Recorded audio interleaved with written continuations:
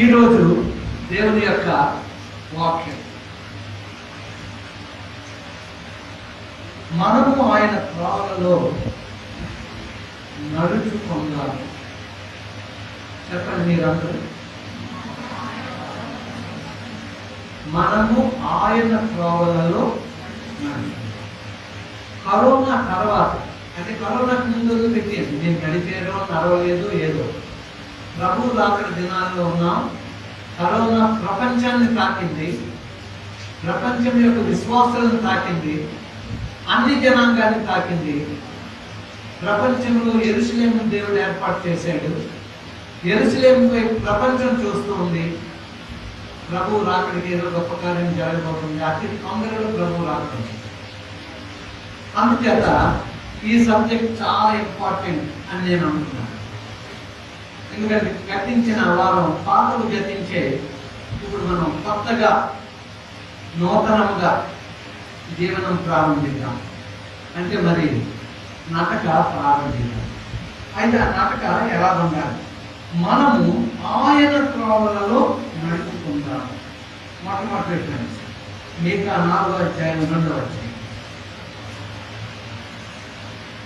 ఎవరు చదివినా గట్టిగా స్పష్టంగా చదవండి. కాబట్టి ఆ కాలమున అన్యజనులు అనేకులు వచ్చి సీయోనులో నుండి ధర్మశాస్త్రమును, యెరూషలేములో నుండి యెహోవా వాక్కును బయలువెళ్ళెను.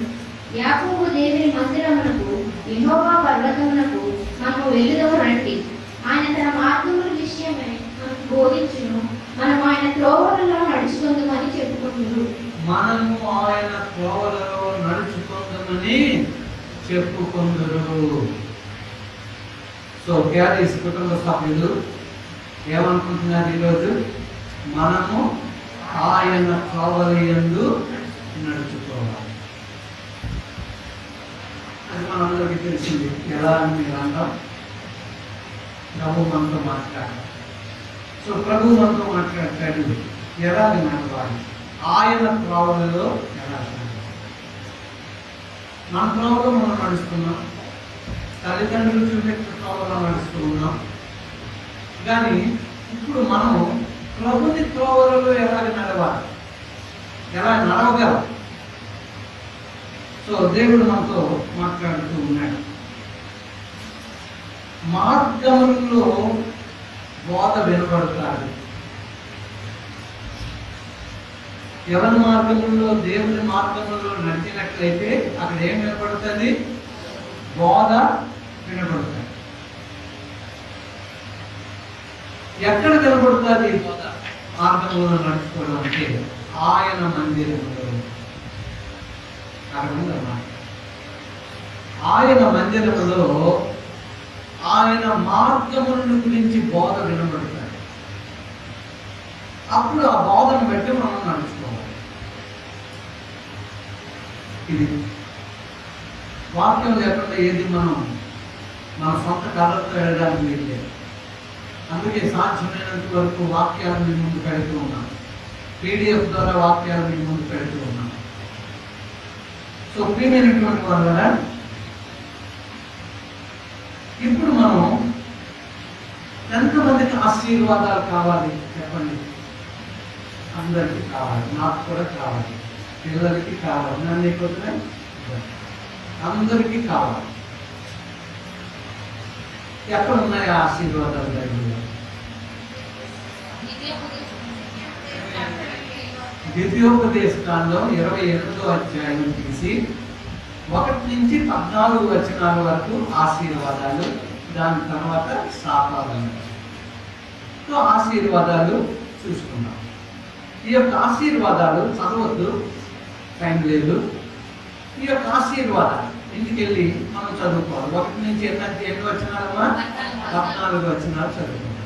ఈ 14 వచనాలలో మనం రోజు 24 వాగ్దానాలు ప్రయాణం చేస్తున్నాం. చూసారా? అందులో కొన్ని వాగ్దానాలు ఈ 1 నుంచి 14లోనే ఉన్నాయి. బయటకు వెళ్ళండి, లోపలికి వచ్చినప్పుడు ఇంకేదో అన్నీ ఉన్నాయి. కుడి ఎడమలకు శ్రీ యేసు దేవా నడిపించుమయ్యా ఈ ఆత్మ చేత నన్ను నిత్యము శ్రీ యేసు దేవా నడిపించుమయ్యా. ఈ ఆత్మ చేత నన్ను నిత్యము కుడి ఎడమలకు కొలవకుండా, కుడి ఎడమలకు కొలవకుండా నా చేయి పట్టి నడిపించుము, నా చేయి పట్టి నడిపించుము. శ్రీ యేసు దేవా నడిపించుమయ్యా. నీ ఆత్మ చేత నన్ను నిత్యము. నడిపించమని మాట కూడా అక్కడ వచ్చింది. కుడి ఎడమలకు తొలగకుండా తిన్నగా ఆయన మార్గంలో, ఆయన చూపే మార్గంలో, ఆయన స్వరం వినబడే మార్గంలో మనం నడుచుకొని వెళ్ళాలి అనేది 28లో 1-14 వరకు ఇంకా అనేక విషయాలు అందులో కనబడుతూ ఉన్నాయి. సో ఇక్కడ ఆ విషయాలలో కొన్ని మాటలు నేను చెప్తాను, చాలా ప్రాముఖ్యమైనవి. ఈ ఆశీర్వాదాలు ఎప్పుడు మనము అనుభవిస్తాము, ఈ ఆశీర్వాదాలు మన కుటుంబం ఎప్పుడు అనుభవిస్తుంది, ఈ ఆశీర్వాదాలు మన సంఘం ఎప్పుడు అనుభవిస్తుంది. ఆయన ఇచ్చే ఆశీర్వాదం తప్పకుండా ఇస్తానంటున్నాడు. నేను చెప్పలేదు, దేవుడు చెప్పాడు, మన ప్రభువు చెప్పాడు. ఈ యొక్క ఆశీర్వాదాలు నేను మీకు ఇస్తాను. అయితే ఆయన ఆ యొక్క ఆశీర్వాదాలు ఇచ్చే ముందు కొన్ని నిబంధనలు పెట్టాడు. ఇలాగ మీరు ఉండాలి. ఏంటవి అని చూస్తున్నప్పుడు వాక్యము పట్ల విధేయత ఉంది. ఆ 1-14 ఎందుకని చదువుకోండి. వాక్యము పట్ల మనము విధేయత చూపెట్టాలి. సాధారణ వాక్యం, లోకము వాక్యం కాదు, దేవుని యొక్క వాక్యం. ఆదాము కలిపారు దేవుని యొక్క మాటల నుంచి, విధేయత చూపెట్టలేకపోయారు. దేవుని మాటకు విన్నారు, అవును అన్నారు, చెప్పారు అని చెప్పారు, కానీ చేయలేదు. అంటే విధేయత లేని వారిగా ఉన్నారు. ఆ విధేయత అంతవరకు చూడొచ్చింది మనం ఇప్పుడు వరకు కూడా. అందుచేత మాట, దేవుని యొక్క మాట, ఆయన యొక్క వాగ్దానం పట్ల మనం విధేయత కలిగి ఉండాలి. ఇప్పుడు చాలా ఇంకా ఇంపార్టెంట్ మాట, విధేయత కలిగి ఉండడం అంటే అర్థం. ఎప్పుడైనా ఒక ప్రశ్న నేను వేసినప్పుడు జవాబు మీకు చాలా చక్కగా అర్థమయ్యేలా చెప్తాను. అందుకే నేను ప్రశ్నలు వేస్తున్నాను. ఓకే, అంటే మనం చెప్పింది టీచర్ గారు చెప్పేశారు. ఇంకెవరైనా మనం అనుకున్న టీచర్ గారు జ్ఞాపకం చెప్పారు. ఇంకా టీచర్లు ఇంకా ఉన్నారు, యవనస్తులు. విధేయత అంటే ఏంటి? ఆదాము అమ్మలు అంటే అమ్మమ్మ ఏమైపోయిందంట, దేవుడు చెప్పాడా అంటే ఏమంది? చెప్పాడు. సాతానుని అడిగాడు అమ్మని, దేవుడు చెప్పాడా అంటే అవును చెప్పాడు. ఏం చెప్పాడు? పండు తినద్దు అని చెప్పాడు. చాలులే నీ మొహం అన్నాడు. అనగానే నవ్వొచ్చిందంట. అప్పుడు ఎవరు నా స్నేహితులు వచ్చారు, రండి కూర్చొని అంటే పెద్దగా ఇలా చేస్తారు కానీ నీ మొహం రా అన్నాను అంటుంది. ఒక మంచి స్నేహితురాలని అలాగే అంటారు. వచ్చి తీసుకొని ఏదేదో చేస్తూ ఉంటారు. అలాగే సింపుల్గా 2 నాలుకల దూరంలో సాతాను మాట ఎవరైనా నవ్వుతాడు, దేవదూత అయిపోతావని దేవుడు భయపడి నిన్ను ఇక్కడ కంట్రోల్ చేస్తాడు. ఇది తిని ఎంత అందంగా ఉంటావో దేవదూతలాగా అయిపోతావు, నాలాగే పడిపోతావని అప్పుడు తెలియదు. అవ్వం పడిపోయినోడు వీడని ఏమైపోయిందంట సాతానికి. ఏమ్మా ఇంకొక మాట చెప్పండి, ఇంకొక మాట చెప్పండి. మీరు అన్ని కవిత్గా చెప్తున్నారు, మామూలు మాట చెప్పండి. లొంగిపోయింది.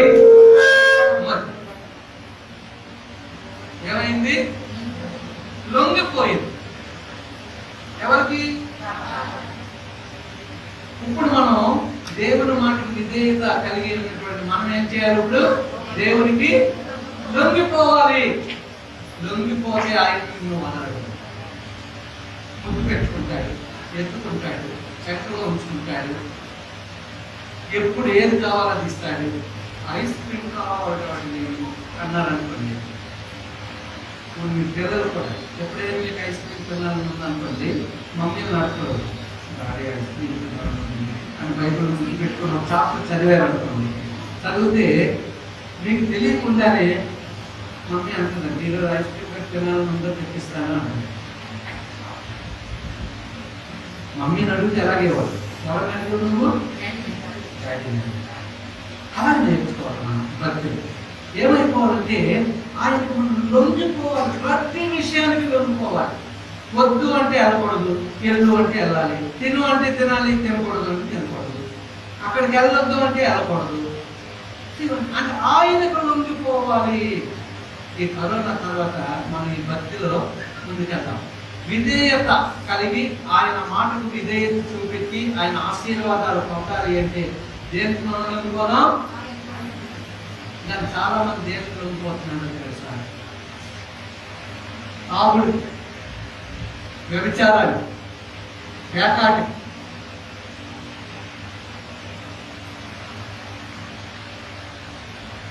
ఏంటంటే అంతా అయిపోయిన తర్వాత ఏడుస్తారు. ఎవరు? బాలేదు. అంతా అయిపోయిన తర్వాత ఏం చేస్తారు? ఇప్పుడు భర్తకు అనారోగ్యం అయిపోయింది అనుకోండి, ఎవరైనా సేవ చేస్తారు? డాక్టర్లు, నర్సులు సేవ చేస్తారా? సేవ చేయవలసింది ఎవరు? ఒకవేళ బెడ్ చెప్పుకుని అన్ని చేసేస్తామని సేవ చేయవలసిన ఎవరు? ముక్కు మూసుకొనైనా సేవ చేయాలి.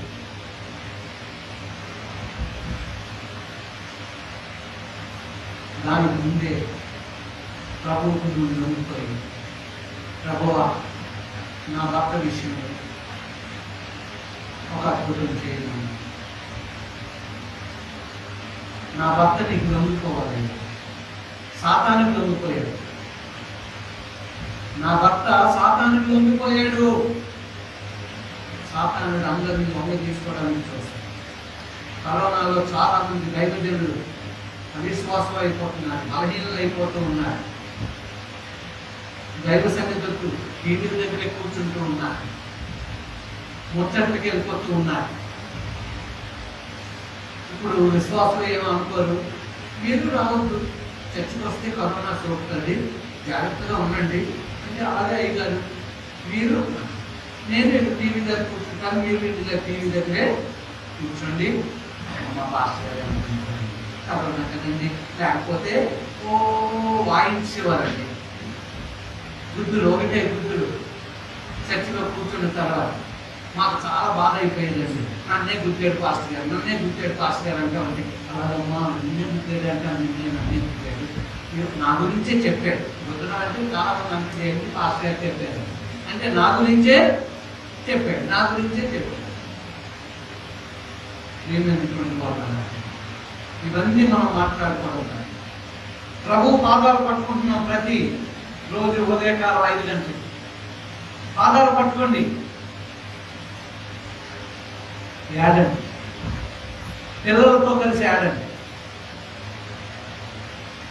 ఉపవసించండి. కానీ వాళ్ళ బలహీన మనలోకి వచ్చేస్తుంది, జ్ఞాపకం చేస్తుంది. దీనికి ఇలా ఆలోచించండి. తాగుబోతు భర్తలు, పేకాటు భర్తలు, వ్యభిచారాలు చేస్తున్నటువంటి వారు. వ్యభిచారం అంటే కేవలం ఆ యొక్క శరీరంతోనే కాదు, అంటే దేవుణ్ణి కాకుండా దేన్ని ప్రేమించిన పిల్లలే కానీ దేన్నే కానీ. పబ్జీని ప్రేమించారనుకోండి, పబ్జీ 3 గంటలు ప్రేమించారనుకోండి, అప్పుడు వారు దేవుడి కంటే దేవతని ఎక్కువ ప్రేమిస్తుంది. మీ బట్టి మీరు ఆలోచించేస్తారు. కరోనా వచ్చింది, ప్రభు చెప్పాడు ముందుగా, నా రాకడికి ముందుగా ఇలాంటివన్నీ వస్తాయి. ఇది ఆరంభం. నీ మనసు మార్చుకో, నీ బుద్ధి మార్చుకో, నీ పరిస్థితులు మార్చుకో అంటుంది. ఈ సంవత్సరం అందరినీ గవర్నమెంట్ పాస్ చేసి వచ్చే సంవత్సరం ఆలోచిస్తారు గవర్నమెంట్ ఫెయిల్ అయిపోయిన అందరినీ పాస్ చేసాం, ఇంకా అందరూ పాస్ అయిపోతామంటే ఉద్యోగాలు ఎక్కిస్తాం. అంచేత 2021లో బాగా నడిపేసి 40% పాస్ చేస్తాం. ఇప్పటి నుంచే సెంటర్ చదువుకొని వచ్చే సంవత్సరం మాత్రం అలాగే ప్రార్థన చేస్తే బాగుంటుంది అని అనుకోవచ్చు. తల్లిదండ్రులు జాగ్రత్త, పిల్లల కొరకు ప్రార్థన విజ్ఞాపన చేయాలి. ఎప్పుడు ఒకలా ఉండదు, ఇది ఆరంభం. 2021లో ఇంకో రీతిగా అయిపోతుంది, మారిపోతుంది. దేవుడికి ఇది ప్రిపరేషన్ అంటే ఏంటండి? సిద్ధపాటు. మనం సిద్ధపడడానికి దేవుడు 2020వ సంవత్సరం 21కి సిద్ధపడ్డారు. 21 ఇంకో రీతిగా ఉంది. ఈ పాండమిక్, ఈ మహమ్మారి అనేది 2020లో మనం చూసాం. 21లో ఇంకేం రాబోతూ ఉంటుంది. 21లో ఇంకేం రాబోతూ ఉంటుంది.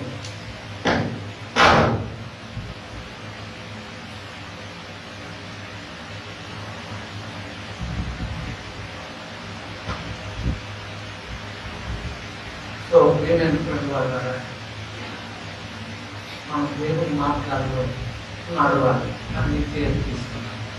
ఆయన మాటలు విధేయత కలిగి ఉంటే ఆశీర్వాదాలు అంటే మనం ఏమైపోవాలి? ఆయనకి లొంగిపోవాలి. ఆయనకు లొంగిపోవాలి, చేతులు ఎత్తేవాలి, లొంగిపోవాలి. నా దగ్గర ఏమీ లేదయ్యా, నేను బ్రతకడం నాకు నేర్పు, నీ మార్గాల్లో నడవడం నాకు నేర్పు, నా భర్త కొరకు, నా పిల్లల కొరకు, నా భార్య కొరకు ఎలా ప్రార్థించాలో నాకు నేర్పు.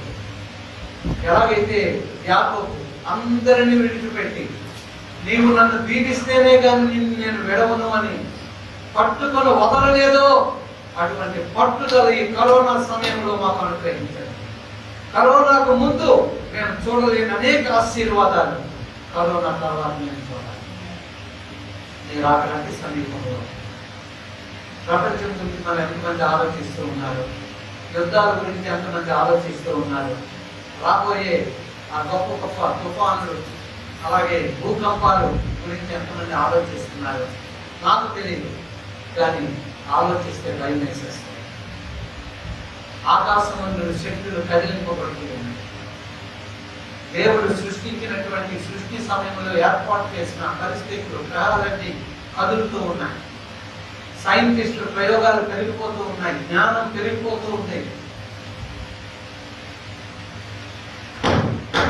ఇంకోటి మీకు తెలుసా,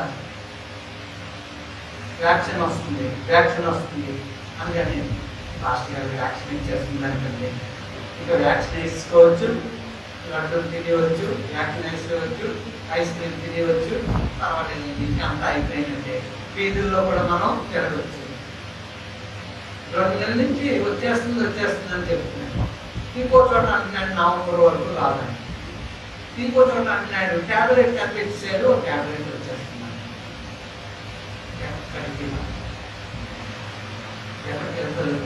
ఇండియాలో తయారు చేసింది అయినా ముందు ఫారెన్ కంట్రీస్కి వెళ్ళిపోతుంది, ధనవంతుల దగ్గరికి వెళ్ళిపోతుంది. చివరికి నీవు చావు బ్రతుకుల మధ్యలోకి వచ్చిన తర్వాత నీ దగ్గరికి ఆచారు. ఎందుకంటే మనం తక్కువ ఖరీదు మనకు కావాలి కనుక పిప్పు అంతా అయిపోయిన తర్వాత ట్యాబ్లెట్ పేరును వస్తుంది. దేని పని వ్యాపారం, ప్రపంచం వ్యాపారం చేస్తుంది. సాతానుడు వ్యాపారంలో ప్రపంచాన్ని ముంచెత్తుతూ ఉన్నాయి. ఇప్పుడు జరుగుతున్న యుద్ధం అంతా ఏంటో తెలుసా మీకు? యుద్ధం వ్యాపారం గురించి. చైనా యుద్ధం చేస్తున్నా, అమెరికా యుద్ధం చేస్తున్నా, రష్యా యుద్ధం చేస్తున్నా, ఫ్రాన్స్ యుద్ధం చేస్తున్నా, ఆస్ట్రేలియా యుద్ధం చేస్తున్నా, బ్రిటన్ యుద్ధం చేస్తున్నా. ఈ పెద్ద కంట్రీస్ అన్నీ దాంట్లో ఇండియా కూడా వ్యాపారం. ఇంతకు ముందు అలా అమ్మేసుకున్నారు ఇండియాని, అందరూ అమ్మేశారు అంటున్నాడు. కానీ మోడీ గారు ఇప్పుడు ఏమంటున్నారంటే చైనా అంతా ఆఫ్ చేసేయండి, ఇండియాదే మంది కావాలి అని. అంత ఈజీగా ఏంటి అంటే ఒకసారి వ్యాపార లావాదేవీలు మాట్లాడుకున్న తర్వాత వెంటనే కట్ చేయడానికి లేదు. మనల్ని చెయ్యొద్దు అంటున్నాడు. ఇంకా చాలా చాలా విషయాలు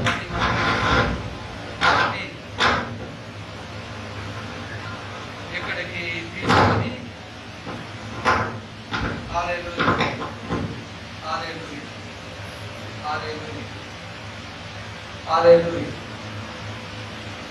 వ్యాపారాలన్నీ కూడా మనం ఇక్కడికి తీసుకొని రాకూడదు. ఓకే, ఇప్పుడు మనం ఆయన మాట శ్రద్ధగా వినాలి అనం. ఆయన మాట మనం ఎలా వినాలమ్మా? శ్రద్ధగా వినాలి. ఆయన ఆజ్ఞలను అనుసరించాలి. ఒకటి లొంగిపోవాలి, ఆయన మాటను శ్రద్ధగా వినాలి, ఆయన ఆజ్ఞలను అనుసరించాలి. అప్పుడు ఏం జరుగుతుందంటే దీవెనలు అది ద్వితీయోపదేశకాండంలో ఇవన్నీ మనం చేసినట్లయితే ఆయన దీవెనలు ఆశీర్వాదాలు మన మీదకి కుమ్మరించాలి. అప్పుడంట అందులో ఒక మాట ఉంది, కుడి ఎడమ గురించి మాట పాడేశాం. అక్కడ ఇంకో మాట ఉంది, నీవు అప్పు చేయవు కానీ అప్పు ఆశీర్వాదాలు. అది కూడా ఇప్పుడు ఆశీర్వాదం అంటే ఏంటి? అప్పు తీసుకోవడం ఆశీర్వాదం, అప్పు ఇవ్వడం ఆశీర్వాదం. నీవు అప్పు తీసుకునేవాడిగా ఉండవు కానీ అప్పు ఇచ్చేవాడిగా. దేవుడు తప్పని చేస్తాడు.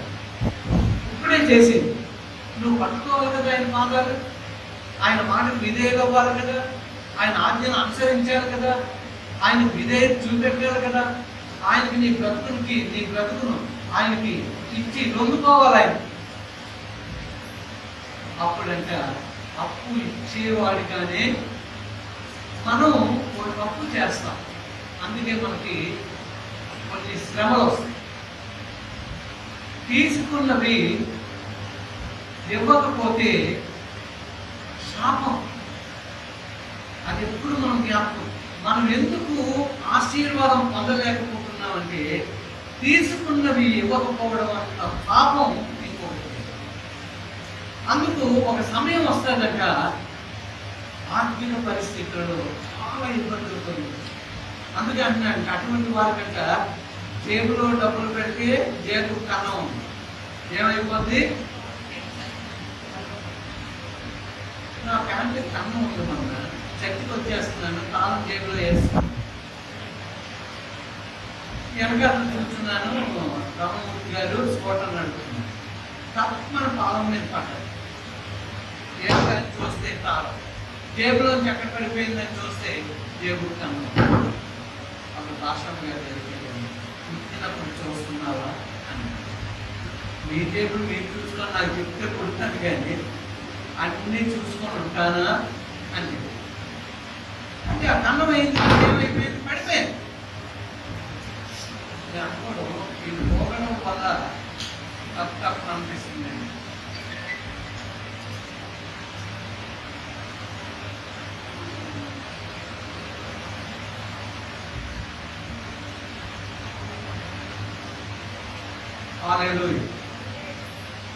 సో ప్రియమైనటువంటి వాళ్ళారా, ఇక్కడ మనం చూస్తూ ఉన్నాం, సంచిలో మనం ఏదైనా మన సామాన్లు వేస్తే ఎలాగైతే పోతాయో కారణం సంచిలో మన ధనం అంతా, అంటే మనం సంపాదించిందంతా ఆగిపోతుంది, శమితమైపోయింది. నేను నా సాక్ష్యంలో ఒక మాట చెప్తాను, ఇప్పుడు మీరు జ్ఞాపకం చేసుకోండి. నాన్నగారికి చాలా ధనం ఉంది,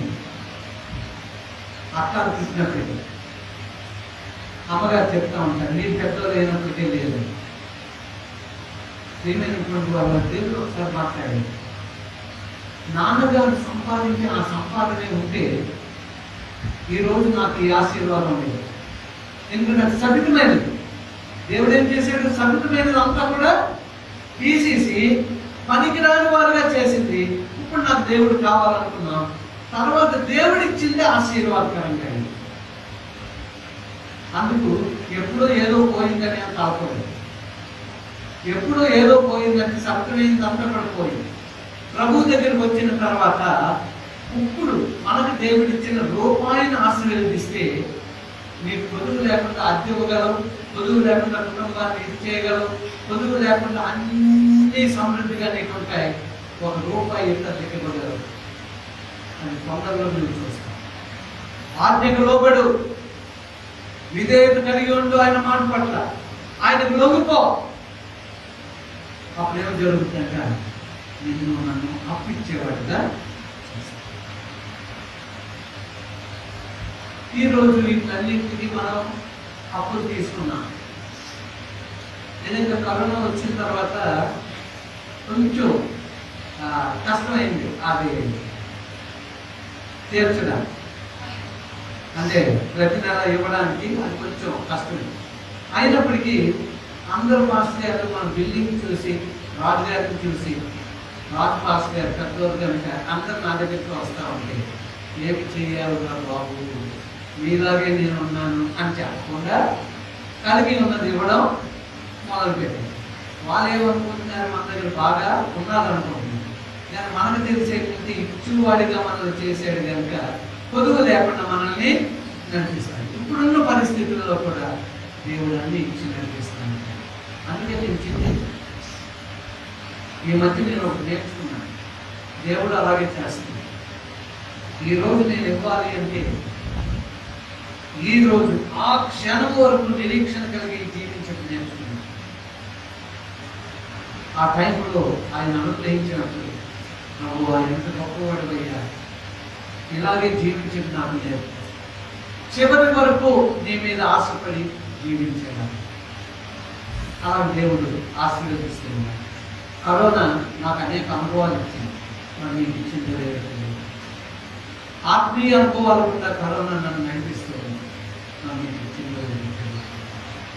బాధ ఉందా, కష్టం ఉందా, ఏది కావాలి. మనం ఆయన శిక్షకు లోబడి నేను ఆడియో మెసేజ్ కనుక నేను నిన్న ఆడియో మెసేజ్లో మరి అంత ఎఫెక్టివ్గా ఉందో లేదో, మీరు అంత జాగ్రత్తగా వింటున్నారో లేదో నాకు తెలియదు. కానీ అందులో శిక్ష మన మీదకు వచ్చిన అభ్యాసము కలిగి ఉండాలి. ఆ బాధల్లో అభ్యాసం కలిగి ఉండాలి, అనుభవం, కష్టాల్లో అనుభవం, రోగాల్లో అనుభవం, అన్ని విషయాల్లో కూడా మనం అనుభవం కలిగి ఉండాలి. అంచేత కరోనా మనం మంచి అనుభవంలోకి తీసుకెళ్ళాలి. ఎక్కడెక్కడ తప్పులు చేసాం అవన్నీ సరి చేసుకోగలుగుతాం. ఒకరిని వారు క్షమించగలిగే మనస్సు దేవుడిస్తాడు.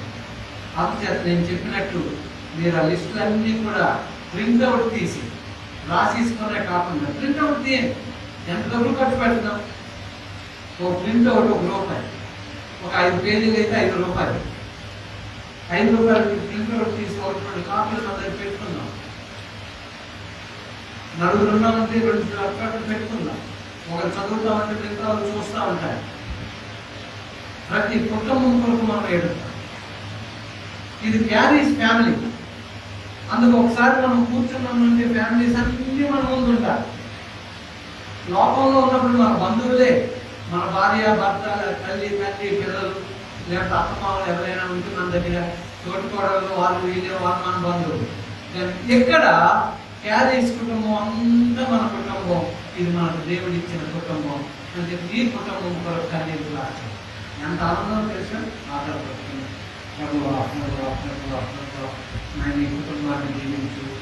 ఎవరి పేరు చెప్పాను అనుకోండి, పాస్టర్ గారు చేస్తూ అంటారు. అంటే ఏమన్నాను, ప్రభు ఎంత మంచి వాడు అయ్యా, ఆయన మీరు పిల్లల్ని జీవించండి, ఆత్మలో వీటిని కాపార్చండి, ప్రభు మీరు అవసరాలన్నీ తీర్చండి, ఆయన బుద్ధులన్నీ మారిపోవాలి, పిల్లలందరూ కూడా తల్లిదండ్రులు కూడా ప్రేమ కలిగి ఉండాలి, వారి కొరతలు ఉండకూడదు ప్రభు, ఆయన వారు ఆత్మీయంగా బాధపడుతూ ఈ లోకంలో వారిని ప్రభు వారి యొక్క పనిపాట్లను వారిని ఆశీర్వదించండి. అయ్యో అద్దె కట్టుకునేలా చేయండి ప్రభు, ఏది పనులు లేకుండా ప్రభు అనుగ్రహించండి. ఇదో బాగా చదువుకునేలా పిల్లలను దీవించండి. నాయన వారిని చూసినప్పుడు నీ వెలుగు ప్రభు లోకం చూడాలయ్యా, బంధువులు చూసినప్పుడు నేను కనపరచాలయ్యా. ఈ కుటుంబం ఆ దిశలో ఉండాలి నాయన, విడవద్దయ్యా. ఈ కుటుంబాన్ని విడవద్దు నాయన, ఈ కుటుంబాన్ని బలపరచండి అయ్యా. ఈ కుటుంబానికి నువ్వు ప్రభువుగా ఉండండి అయ్యా, ఈ కుటుంబానికి నువ్వు రాజుగా ఉండండి అయ్యా, ఈ కుటుంబానికి నువ్వు నడిపించేవాడుగా ఉండండి అయ్యా. నాయన వాళ్ళు బాగా కుటుంబాన్ని తాకిపోలేదు. ప్రభువా పిల్లలు బాగా చదువుకోవాలి, రాణించాలి, నేను కనపడతాను. ప్రభువా ఇదిగో చివరి వరకు భక్తి చేయడం మాకు నేర్పండి. నీ రాకలు వస్తే ఎత్తబడే గుంపులో మమ్మల్ని ఉంచండి, ఈ కుటుంబాన్ని ఉంచండి అని మనం ప్రార్థిస్తూ ఉన్నాం. ఎంత ఆనందం! ఇంకో కుటుంబం ప్రార్థిస్తూ ఉన్నప్పుడంట దేవుడు ఆనందిస్తాడు. అందుకు గ్యారేజ్ ఫ్యామిలీస్ కొరకు మీరు ప్రార్థిస్తూ ఉంటే దేవుడు ఆనందిస్తూ ఉంటాడు. దేవుడు మీ బ్రతుకులు ఎన్నో గొప్ప కార్యాలు చేస్తూ ఉంటాడు. ఇప్పుడు మనం ఒక వచనానికి వెళ్తున్నాం. యెషయా గ్రంథం 58:11. యెహోవా నిన్ను నిత్యము నడిపించును, క్షామకాలమున ఆయన నిన్ను తృప్తిపరిచి నీ ఎముకలను బలపరచును. నీవు నీరు కట్టిన తోట వలెను, ఎప్పుడునో ఊపుచుండు నీటి పూట వలెను ఉండెదవు. యెహోవా నిన్ను నిత్యము నడిపించును. యెహోవా నిన్ను నిత్యము నడిపించును. సగం వరకు నడిపిస్తాడా? ఒక రోజు నడిపిస్తాడా? ఒక సంవత్సరం నడిపిస్తాడా? నువ్వేమని అడిగావు? మనము ఆయన త్రోవల యందు నడుచుకుందాము అని మొదలు పెట్టాం సబ్జెక్ట్. ఇక్కడ దేవుడు ఏమంటూ ఉన్నాడు? నిత్యము నిన్ను నేను నడిపిస్తాను అంటున్నాడు. ఆమేన్. హల్లెలూయా. సో ప్రియమైనటువంటి వాళ్ళగా, సో నిత్యము నేను నడిపిస్తాను. నీకు పరువు ఉండదు, నువ్వుకే ఓట వలె నీవు ఉంటావు. నీటికి కొరత ఉండదు, ఆకలికి కొరత ఉండదు. అసలు ఎప్పుడు కూడా నీకు ఆహారం దేవుడు సమృద్ధిగా ఇస్తాడు అని చెప్తుంది. ఇక్కడ చాలా జాగ్రత్తగా చాలా ఇంపార్టెంట్ మాటలు చెప్తాను. 2000వ సంవత్సరం వచ్చినప్పటికీ క్రైస్తవులు అందరూ ఏం చేశారంటే, ప్రభువు 2000 సంవత్సరాల్లో వస్తానన్నాడు కనుక 2 కాసులు ఆ మంచి సమరయుడు ఏం చేశాడంటే 2 కాసులు ఇచ్చి ఆ విధవరాలకి, ఇతన్ని పరామర్శించి నేను రాబోతూ ఉన్నాను 2 రోజుల తర్వాత అన్నాడు. అంటే ఒక రోజు 1000 సంవత్సరాలు కనుక 2 రోజులకు 2000 సంవత్సరాలు, 2000 సంవత్సరాలు వచ్చే కనుక ప్రభు వచ్చేస్తాడని ఎక్కడికి వెళ్ళిపోయారు? ప్రపంచంలో ధర్మవంతులందరూ కూడా యెరూషలేములోనూ ఒలివ పండుగ వెళ్ళిపోయారు. కుర్చీలు వేసారు, వేల కుర్చీలు. అంటే వాళ్ళు చూసుకోవడానికి టెంట్లు వేసినారు, టెంట్లు వేసుకున్నారు, కుర్చీల్లో కూర్చొని చూస్తూ ఉన్నారంట ఎప్పుడు ప్రభు వస్తాడో ఒలివ పండుగ. హోటల్స్ అన్నీ నిండిపోయాను. రాత్రి అయినప్పటికీ హోటల్లో చెప్పి స్నానాలు చేసి శుభ్రంగా తినేసి, అంటే అన్ని అమ్ముకొని వెళ్ళిపోయారంట. ప్రభు వస్తాడు వెళ్ళిపోదాం అని చెప్పి బాగా తినేసి అలిసిపోయి చక్కగా కూర్చొని చూస్తూ ఉన్నారు. కానీ పోలీసులు వచ్చి అన్ని పంపించారు. అన్ని అమ్ముకొని వచ్చేసారు కానీ ఇప్పుడు బేదలు అయిపోయారు. వాళ్ళ దగ్గర ఏమీ లేదు, ఇల్లు వాకలు కూడా లేదు. అలాగే చెప్పింది 2000 సంవత్సరం. మనం తెలివితేటలు. ఇక 2000 సంవత్సరంలో గొప్ప సెలబ్రేషన్ జరిగే యెరూషలేములో యూదులు గొప్ప సెలబ్రేషన్ చేసుకున్నారు. కానీ ఆ 2000 సంవత్సరంలో ఏం జరిగిందో ఒకసారి మనం ఆలోచించాం. 2001 సెప్టెంబర్ 11 ఏం జరిగింది? Twin towers, world trade centre, భవనాలు ఎలా తెలుసండి? ఆ యొక్క ఐసిస్ సంస్థ ఏం చేసిందంట, అమెరికాలో ఆ ఫ్లైట్లకి వారే ఫ్లైట్లో క్యాప్టెన్స్ లాగా ఎప్పుడు జాయిన్ అయిపోయారు చూడండి. ఎంత చక్కగా న్యాక్గా ఎనిమిస్ ప్రవర్తించారు. ఏదో ఫ్లైట్లో వస్తే రానివ్వరు, దొంగ ఫ్లైట్లో వచ్చిన ఇంకేదో ఫ్లైట్లో వచ్చిన ఆ యొక్క ఏరియాలోనికి రానివ్వరు. కానీ ఇది మనుషులతో ఉన్నటువంటి విమానం, ఎవరికి అనుమానం రాదు. 2 విమానాలు 2 టవర్స్ని ఢీకొన్నప్పుడు ఎంత స్ట్రాంగ్గా కట్టబడిందంటే, విమానానికి ఉపయోగించే ఆ యొక్క స్టీల్ అవి ఆ పిల్లర్స్, ఆ భవనాన్ని ఆ వేడికి కరిగిపోయి బిల్డింగ్లు కరిగిపోయి ఎంతమంది చనిపోయారు. అక్కడ పెంటగాన్ అనం. పెంటగాన్ అంటే మిలిటరీ చాలా ఇంపార్టెంట్ ప్రదేశం, చాలా ఇంపార్టెంట్ ప్రదేశం. పెంటగాన్ మీద కూడా అటాక్ అయిపోయింది అమెరికా. అమెరికా దిగ్భ్రాంతి, ప్రపంచం అంతా కూడా దిగ్భ్రాంతి పాలైపోయారు. ప్రపంచం అంతా అమెరికా అయ్యో పెంటగాన్ మీద అంతా ఎలక్ట్ అయిపోయారు. యుద్ధ వాతావరణం అయిపోయింది, భయంకరమైనటువంటి పరిస్థితి అయిపోయింది. చూసారా ఎలాగ ఒక క్షణంలో మారిపోయిందో, సంబరాలన్నీ ఏ రీతిగా అయిపోయాయి చూసారా. దాని తర్వాత ఏం జరిగింది అని చూసినట్లయితే గుజరాత్లో పెద్ద భూకంపం, వరదలు వచ్చాయి, కరువులు వచ్చాయి. ఎలాంటి పరిస్థితి అంటే అలాంటి పరిస్థితి అయిపోయింది. ఇంకా మనం చూసుకున్నట్లయితే అప్పుడు ఇప్పుడులాగే ఈ Britain, France, Italy, Russia, America వీరందరూ అప్పుడు ఇండియా జాయిన్ అయింది. అంటే ఉగ్రవాదుల వల్ల ఇలాగ వచ్చింది కనుక మనందరం ఏకమై ఉగ్రవాదాలను మట్టి కట్టిద్దాం అంతే. ఇప్పుడు ఎలాగైతే ఈ దేశాలు ఏకమయ్యాయో 2000 సంవత్సరంలో ఈ ఏకమైంది. ఒకసారి వెనక్కి మనం ఆలోచించాం. అంటే ప్రభు రాకడికి వాక్యాన్ని మనం చదువుతూ ఉన్నప్పుడు, జరుగుతున్న ఈవెంట్స్ జ్ఞాపకం చేసుకుంటున్నప్పుడు మన దగ్గర ఉన్నటువంటి ఆ యొక్క నాలెడ్జ్, ఆ న్యూస్ అప్పుడప్పుడు చదివినవన్నీ ఒకసారి జ్ఞాపకం చేసుకుంటే 2000 సంవత్సరం సంబరాలుగా జరుపుకుంటూ ఉన్నాయనుకున్నాం. యెరూషలేమును చూసిన వారు అయ్యో యెరూషలేము మనం వెళ్ళకపోయినా ప్రభు రాకడ వచ్చేస్తుందంట, మన ఇళ్ళ వద్ద నుంచి మనం సిద్ధపడదాం అనుకున్నాం. కానీ భయంకరమైనటువంటి పరిస్థితి 2020 వచ్చినప్పటికీ అందరూ ఏమనుకున్నారంటే గొప్ప మార్పు అనుకున్నారు. ఎందుకంటే 18 వేరే చూడడానికి ఎంత బాగోదు, 2019 పెద్ద చూడడానికి బాగోదు. 2020 అనగానే 2020 అందుకే 2020 పెళ్లి చేసుకుంటామా, 2022 ఇంకేమైనా చేసుకుందామా అంటే అలాంటి డేట్స్ వచ్చినప్పుడు, సంవత్సరం వచ్చినప్పుడు ఏదేదో జరుగుతుంది. చాలా మంది 2020లో గొప్ప కార్యాలు జరగబోతున్నాయి. హిందూ పండితులు కూడా చెప్పారు.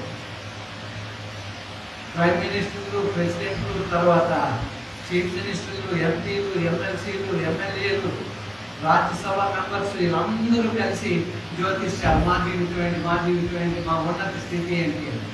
కానీ 2020లో ఏమొచ్చిందండి? 2020లో మళ్ళా మనకి ఒకే ఒకటి వచ్చింది, ఏంటంటే మాస్క్ వచ్చింది. కష్టకాలం మాస్కులు వచ్చేసాయి. కరోనా వచ్చింది 2020. ప్రపంచమంతాని, కొన్ని దేశాలకు కాదు అన్ని దేశాలకి. నాకు చాలా విచిత్రం అనిపిస్తుంది. రోడ్డు మీద అప్పుడప్పుడు ఏదైనా పని మీద అందరూ మాస్క్ ఈ హెల్మెట్ ఎందుకు బాగా అనుకొని 1000 రూపాయలు ఎందుకు పైన అందరూ హెల్మెట్లు నేర్చుకున్నారు. హెల్మెట్ తర్వాత వచ్చింది. అంటే హెల్మెట్కి ఎవరు కనపడడం లేదు, మొత్తం ఇప్పుడు చెప్పి ఎవరు కనపడడం లేదు. ఇలాగే చూసుకోండి, అవునా కాదా అని. నాకంటే అసలు కనపడరు అనుకోండి, బాగా కళ్ళు తేజంగా ఉన్నవాళ్ళు ఇలా అంత దూరం వెళ్ళి ఎవరు బుద్ధికుండా ఓకే మామూలుగా ఆయనేమో లేకపోతే ఆవిడేమో అనుకోవడం వెళ్ళిపోతా ఉంది. ముఖాలు కూడా కూర్చుకోలేని స్థితి, శ్వాస పీల్చుకోలేని స్థితి, చెమటలు పట్టేసింది. దాన్ని ఆడవాళ్ళకి చాలా బాగా అనిపిస్తుంది. మొబైల్కి ఎలాగే డెకరేషన్ ఉంది కానీ మీరు రాసుకున్నవన్నీ కూడా ఆ మాస్కులు పెట్టేసి చాలా ఇబ్బంది పెట్టారు. అందుకే ఈసారి తయారవ్వడానికి ఇంటికి తెచ్చుకోండి. మనకి ప్లేస్ కంటే కొంచెం ఎక్కువ వస్తే ఒక డ్రాయింగ్ రూమ్ ఒకటి పెట్టిస్తాం. ఇంకా 5 నిమిషాలు ఏమవుతుంది, తయారైపోయి వచ్చేస్తాం. సో అలాంటివన్నీ కూడా మీ గురించి పెడతాం. దాని ముందు మీరు ఏం చేయాలి అంటే ఆయనకి, ఆయన ప్రాబ్లంలో నడుపుకోవడానికి ప్రయత్నించడం, ఆయనకు లొంగిపోవడం, ఆయన ఆజ్ఞలను అనుసరించడం, ఆయన మాటకు మనం విధేయత కలిగి ఉండడం, ఆయన ఆశీర్వాదాలు కాదు. ఎందుకు ఈ పరిస్థితి వచ్చింది ప్రభువా, నేనే తప్పు చేశాను ప్రభువా అని ఆటలో నేర్చు. దేవుడు తప్పగా మన బ్రతుకులు మారుస్తాడు, కుటుంబాలను మారుస్తాడు, అద్భుత కార్యాలు చేస్తాడు. ఇప్పుడు మనం ఏడుస్తాం. చాలా మంది ఇప్పటికి లొంగిపోయారు, సాతానికి లొంగిపోయారు. వారు బ్రతుకంతా సాతానికి లొంగిపోయారు. కుటుంబాలు, దేవుని పిల్లల కుటుంబాలు ఎలా ఉండాలి? దేవుని కుటుంబాల్లో కూడా ఇంకా సమాధానం లేకుండా ఉంది. ధనం సంపాదిస్తున్నారు, అప్పులు పాలవే అవుతున్నారు. పిల్లలు మాటలు వినడం లేదు. ఎవరి మాట వినడం లేదు పిల్లలు. తల్లిదండ్రుల మాట వినడం లేదు. సడన్గా కరోనా వచ్చింది, ఉద్యోగాలు లేవు, ఏమీ లేదు. సో ప్రీమియం వల్ల చాలా జాగ్రత్తగా మనం ఉంటాం. 2020 అలాంటి పరిస్థితి అయితే తల్లిదండ్రులు ప్రేమ లేని వారిగా ఉన్నారు. ఈరోజు పేపర్ చదివాను, తల్లి కొడుకుని చంపిస్తుంది. రుబ్బురాయితోనూ దేనితోనూ చంపిస్తుంది. యవనస్తుడు ఆవుడికి అలవాటు అయిపోయాడు. కూతురు అల్లుడు అన్నారంటే, ఏంటత్త, ఏంటమ్మా తమ్ముడు ఇలా చేస్తున్నాడు, అంతా నువ్వు పెట్టేస్తున్నావు అని ఎంకరేజ్ చేశారు. తల్లి అనుకున్నాక అయితే ఈసారి వీటికి ఇవ్వకూడదు అనుకుంది. మరి ఇవ్వరా, ఏం చేస్తావో చేసుకోండి. అది తెక్కెక్కితే ఉన్నాడు కనుక తాగి తాగి కాకాడి రోడ్డు మీద తిరిగి తెక్కెక్కువైతే ఆడేదో అన్నాడు అని చెప్పి తల్లి అనుకుందాక వీడి కొన్ని కపా చేద్దాం. ఎంత ప్రేమ చల్లారిపోయింది. భర్త భార్యను చంపేస్తున్నాడు, భార్య భర్తను చంపేస్తున్నాడు. ఎక్కడెక్కడ ఏం జరిగిపోతున్నాయో మనం చూస్తూ ఉన్నాం. ఎక్కడ చూసినా పెద్దవాళ్ళ మొదలు చిన్నవాళ్ళ వరకు రహస్యంగా అనేక రకాల తప్పులు చేసేస్తున్నాయి. తప్పును కవర్ చేసుకోవడానికి ఆత్మహత్యలు చేసుకుంటున్నాయి. తప్పులను కవర్ చేసుకోవడానికి ఒకరు చంపించుకుంటూ ఉన్నాయి. కొడుకు కూతురు తల్లిదండ్రులను చూడటం లేదు. చాలా మంది ముస్లింలు ఎక్కడో పడితే ఆ పోలీసులు దయదలిచి వాళ్ళకి అడ్రస్ చెప్పడం కూడా రాదు కనుక అది తీసుకుని వెళ్ళిపోయి ఏదో సంస్థలో జాయిన్ చేస్తున్నారు. నిన్న ఎప్పుడు ఒక ముసిలావిడ ఎండలోని వర్షంలో లేవలేని స్థితిలో చాప వేసుకొని ఆ రాత్రిలో వర్షం వస్తామంటే అలాగా కప్పించుకొని ఉంటే ఆ చుట్టుపక్కల వాళ్ళు వచ్చి తీసి అమ్మ అన్నం తిందంటే ఆ చేతులు ఉండిపోతుంది, అన్నం తినలేకపోతుంది.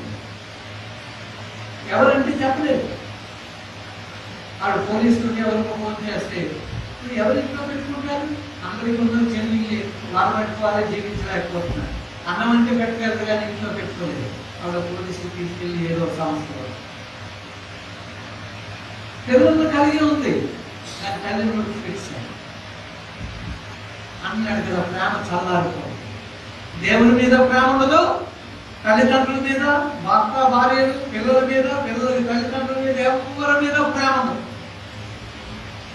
ప్రేమ లేని తత్వం అంతా పోయింది. ఏది నీ మొదటి ప్రేమ అంటూ ఉంది. సో ప్రియమైనటువంటి వాళ్ళారా, యెషయా గ్రంథం 35 నుంచి 7 వరకు ఇక్కడ 7 చదవం. జస్ట్ నువ్వు స్టార్ట్ చేయమ్మా. యెషయా 35. అరణ్యమును ఎండిన భూమియు సంతోషించును, అడవులు ఉల్లసించి కస్తూరి పుష్పము అనే భూమిను అది బహుగా పూరించు. అంతే మీరు ఎందుకు చదువుకోండి. ఈ యొక్క అధ్యాయం ఏమని చెప్తూ ఉందంటే, చెర నుండి వారు తిరిగి మళ్ళా ప్రయాణమై వారు స్వదేశానికి వస్తూ ఉన్నారు. చెరలో ఉన్నారు, బందీలుగా ఉన్నారు, బానిసలుగా ఉన్నారు, బానిసత్వం ఆ యొక్క బ్రతుకులు మొగ్గుతూ ఉన్నారు. కానీ వారు విడుదల పొందారు. విడుదల పొందినటువంటి వారికి దేవుడు చెప్తున్నటువంటి మాట, మీరు ఉల్లాసిస్తారు, సంతోషిస్తారు, ఫలిస్తారు, మీరు సొగస్సుగా ఉంటారు. గుడ్డివారు చూస్తారు, చెవిటివారు వింటారు, కుంటివారు నడుస్తారు, మోగవారు మాట్లాడతారు, అరణ్యంలో నీరు మీరు చూస్తారు.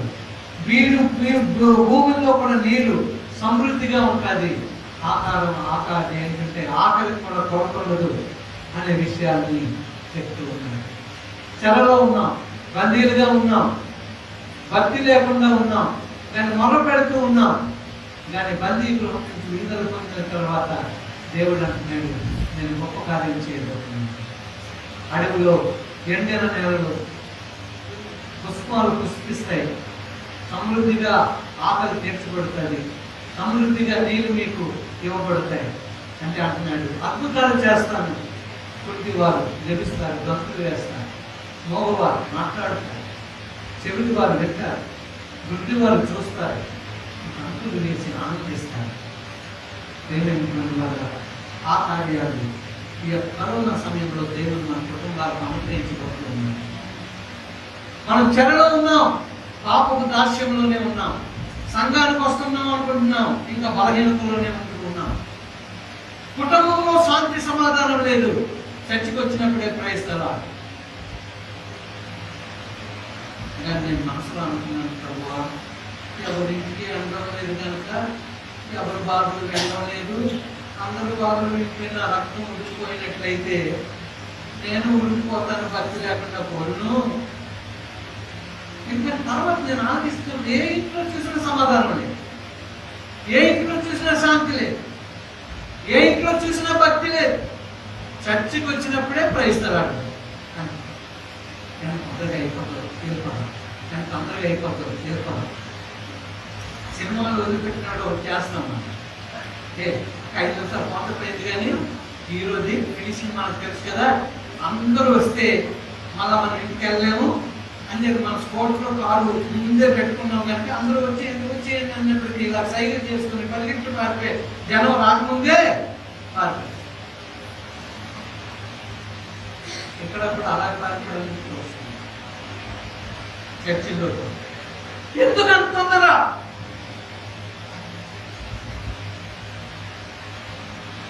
మనమంతా ఫాస్ట్గా ఉండాలి, ఫాస్ట్గా నడాలి, యాక్టివ్గా ఉండాలి. చర్చికి వచ్చినప్పుడు ముందు రావాలి, చర్చి నుంచి వెళ్తున్నప్పుడు ఒకరి మీద ఒకరు పడకూడదు, జ్ఞాపకం చేస్తుంది. కరోనా కానీ కొంచెం గ్యాప్ పాటించండి, చక్కగా వెళ్ళండి. మీ పిల్లలు, మీరు చిన్నపిల్లలు మీరు వెళ్తూ ఉన్నప్పుడు మమ్మీ జోడికి పక్కనే ఉందనుకోండి, తీయండి, మమ్మీ మీ జోడిని నేను తెచ్చాను ఇక్కడ వేసుకోండి అని అక్కడ చెప్పండి.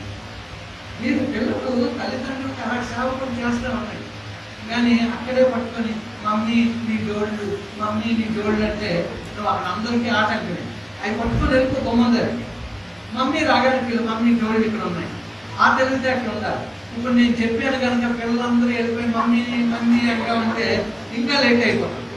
అందుచేత ఇవన్నీ కూడా చెప్పడానికి కాపాడేటంటే తప్పులు మనం చేస్తున్నాం, తప్పులు మనం సరి చేసుకున్నాం. ఇప్పుడు యెషయా 49:10 వారి ఎందుకు కరుణించువాడు వారిని కోరుకొని పోవచ్చు, నీటి బుగ్గల యొక్క వారిని నడిపించును.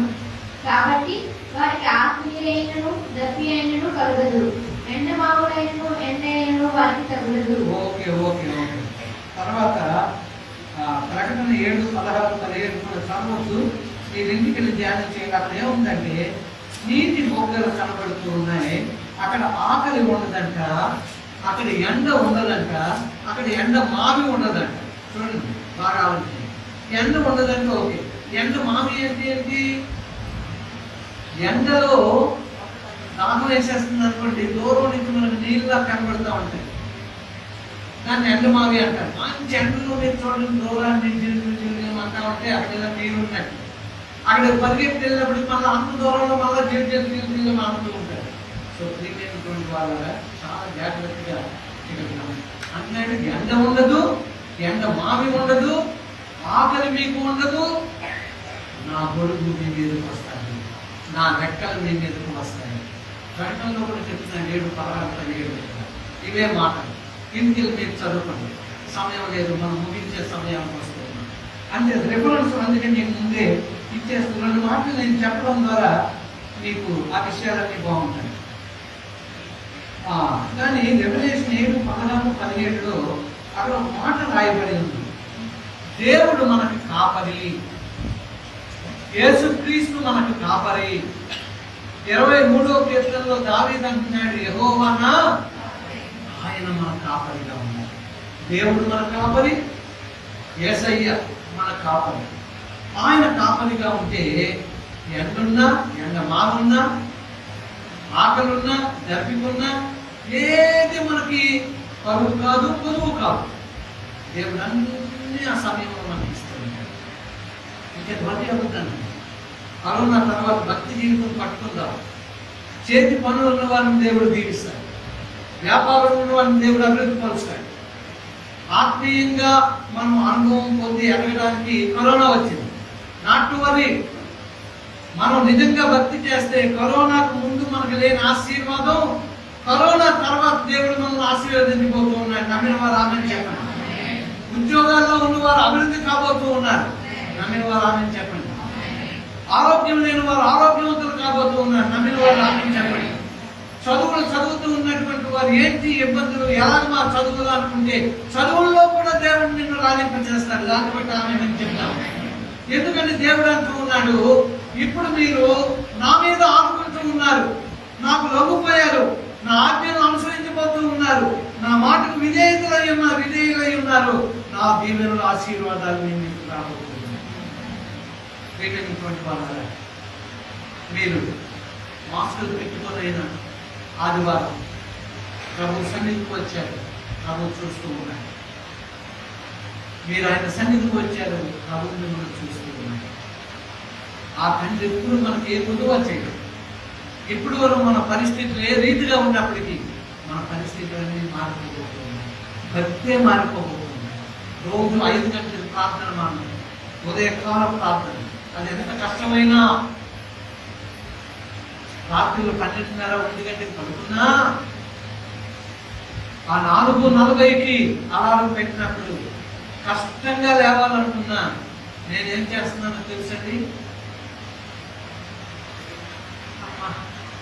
ఇంకో 10 నిమిషాలు పడుకున్నా అనుకోలేదు. అలారం పట్టగానే టప్ అని ఆఫ్ చేసింది. ఇలా పడుకున్నాండి, టప్న లేస్తుంది. లేచి వెంటనే లేచుకుని మళ్ళీ పడిపోతాను. అందుకు లేచి కూర్చోమంటున్నాను.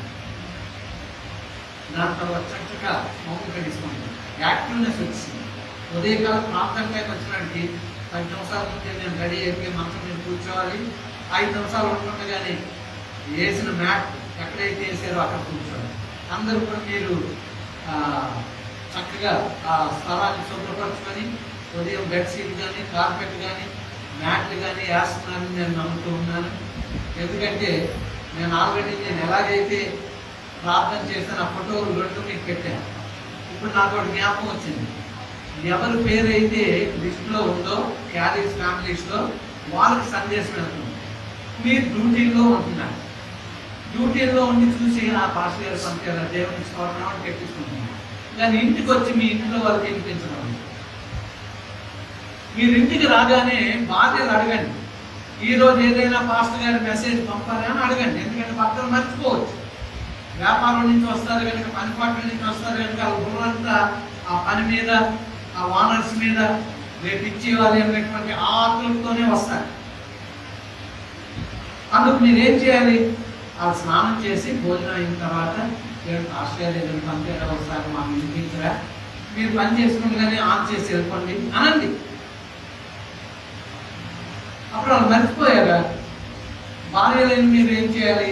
అది విన్న తర్వాత నేను అందుకే ఇప్పుడు ఈ ఆదివారం మిమ్మల్ని అడుగుదాం అని చెప్పి అనుకున్నాను. ఏం చేయాలి? పరిశుద్ధంగా ఉంచాలి. వస్తారా రాత్రి మీరు క్లీన్ చేసి ఉంచుకోండి. ఇక ఉదయాన్నే లేపు చూడండి, పరిశుభ్రపరచండి. కార్పెట్ కానీ బెడ్షీట్ కానీ మ్యాట్ చాప కానీ వేయండి. దాని మీద చక్కగా కూర్చుంది. ప్రభువు సన్నిధి అక్కడ ఉంటుంది. ప్రభువు నివాసం ఉండడానికి ఎలా ఉండాలో ప్రత్యక్ష గుడారాన్ని దేవుడు ఎన్నుకున్నాడు. తర్వాత మందిరం వచ్చింది, సొలొమోను మందిరం. అది ఎంత చక్కగా కట్టబడింది. ఇప్పుడు వరకు అలాగే ఎవరు కట్టలేదు. తర్వాత యేసయ్యే పరిశుద్ధుడైన దేవుడే ఈ లోకానికి వచ్చి ఈ హృదయాన్ని శుద్ధీకరించి ఆయన హృదయంలో ఉండడానికి ఇష్టపడుతూ ఉన్నాడు. నేను నా బ్రతుకులో ఉండడానికి ఇష్టపడుతూ ఉన్నాడు. నేను పరిశుద్ధుని కనుక మీరు పరిశుద్ధులై ఉండండి. పరిశుద్ధుడైన దేవుని సన్నిధిలో మోకరించే ముందు దాన్ని పరిశుద్ధంగా ఉంచండి. మీకు నేను చెప్పే ముందు నేను చెయ్యాలి. అప్పుడు నేను పాస్టర్ గారికి సరోజతో చెప్పాను, రేపటి నుంచి క్లీన్గా ఉండాలి. మనం ఇలా మొదలు పెట్టిన తర్వాత నేను సంఘానికి చెప్తాను, వారు అలాగే 4:20కి లేవగానే 4:40కి లేవగానే ముందు అక్కడ కార్పెట్ వేసి అందరూ రెడీ అయి కూర్చుంటూ ఉన్నాం. ఇది ఫాస్ట్ గా ఎప్పుడు చెప్పినట్టు 1 నెల అయితే బాగుంటుంది, ఇది కంటిన్యూ చేయాలి, అసలు ఏం చేయాలో అర్థం అవడం లేదు. కష్టపడండి, గొప్ప అభివృద్ధిని చూస్తారు. కష్టపడండి, మీ భర్త వ్యాపారాన్ని దేవుడు చూస్తారు. కష్టపడండి, మీ పిల్లల బ్రతుకులు మీరు చూస్తారు. కష్టపడండి, కుటుంబంలో ఆనందాన్ని మీరు చూడగలుగుతారు. ఒక్కటి, నిన్నేది ఇమ్మని అడగడం లేదు, ఆయన అన్నీ ఇస్తానంటున్నాడు. కానీ నా సన్నిధిలో మొదలు పెట్టండి, స్థుతించండి. మరిపోదు సుమా. ఇప్పుడు చాలా ఇంపార్టెంట్ మాట చెప్పి నేను ముగిస్తాను. యేసుక్రీస్తే మన కాపరి, దేవుడే మన కాపరి అని అక్కడ ఉంది. అంచేత 23వ కీర్తన కాపరి అని ఆ మాట అన్నాడు. ఎంత గొప్పగా దేవుడు దీవించాడు, అలాగే మనల్ని కూడా దేవుడు దీవిస్తాడు. దానిలో ఇక్కడ ఇంకొక మాట, వెలుగు చాలా ప్రాముఖ్యమైనది. ఇంకొక 5 నిమిషాలు. వెలుగు చాలా ప్రాముఖ్యమైనది. దేవుని నోటి నుంచి వెలుగు అనే మాట వచ్చింది. ఎన్నో మాట అండి దేవుని నోటి నుంచి ఆ మాట. మొట్టమొదటి మాట, వెలుగు కలుగు గాకని పలకగా వెలుగు కలిగెను. అప్పటి వరకు చీకటిలో ఉన్నటువంటి ఆ పరిస్థితి మారిపోయింది. వెలుగు చీకటికి వేర్పరిచింది. ఉరువులు వస్తూ ఉన్నప్పుడు మొట్టమొదటి మనకు కనబడేది ఏంటండి? వెలుగు. ఎందుకంటే వెలుగు చాలా ఫాస్ట్గా ప్రయాణిస్తాయి. వెలుగును మనం ముందే ఉరువు వచ్చింది, కానీ వెలుగును ముందు చూస్తూ ఉన్నాం. అని చెప్పి మనకు తెలియక వెలుగు వస్తే ఉరువు అండి అంటాం. ఇంకా లేదు, ఉరువు వచ్చింది కనుక వెలుగు వచ్చింది. సౌండ్ స్లోగా ప్రయాణిస్తుంది కనుక తర్వాత సౌండ్ ఉంటుంది. విమానం కూడా అంతే, అది వస్తూ ఉంటుంది. అది మనం దాటిన తర్వాత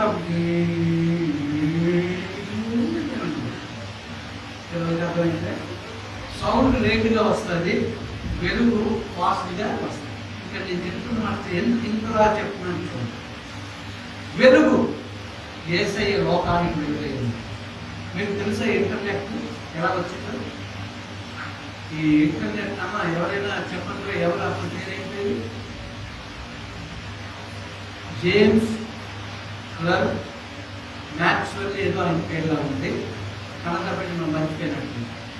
జేమ్స్ క్లర్క్ మ్యాక్స్వెల్ అని పెద్ద పేరు అయింది. అందరిలాగా రాలేదు, న్యూటన్ లాగా రాలేదు. కానీ ఆయనంట వెలుగును కనిపెట్టాడు. వెలుగులో నుంచి శబ్దం వస్తుంది అని కనిపెట్టాడు. అందుకే ఈ నెట్ అంతా కూడా వెలుగు, చాలా ఫాస్ట్ ప్రయాణం. Tick tick hello. ఇది ఆల్రెడీ ఎక్కడి నుంచి ట్రాన్స్మిషన్ అవుతా అక్కడికి వెళ్ళడం, అక్కడి నుంచి అమెరికా వెళ్ళిపోవడం, అమెరికా నుంచి పాప తీసి అమ్మ నేను బాగున్నాను మీరు ఎలా ఉన్నారు. ఎంత ఫాస్ట్గా దేవుని భక్తులు అక్కడ చూడండి. యోబు 38:35 చూడండి. ఇలాంటి మాటలు జ్ఞాపకం వస్తుంది.